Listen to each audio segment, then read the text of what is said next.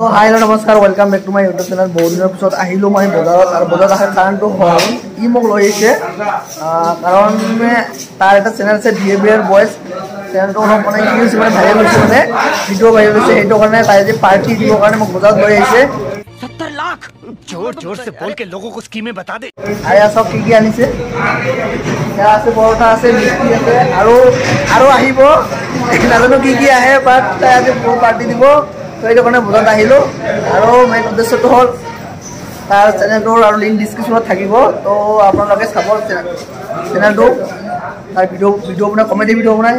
তো কেনেকুৱা লাগিছে তো আজি পাৰ্টি কেনেকুৱা মানে কি ধৰণে আৰু কি আহিব ইয়াৰ আৰু আহিব সেইটো তো আৰু অৰ্ডাৰ দিয়া নাই আৰু আপোনালোকে চাওক কি খাম লগতে আপোনালোককো খুৱাম ৰেডি কৰোঁ।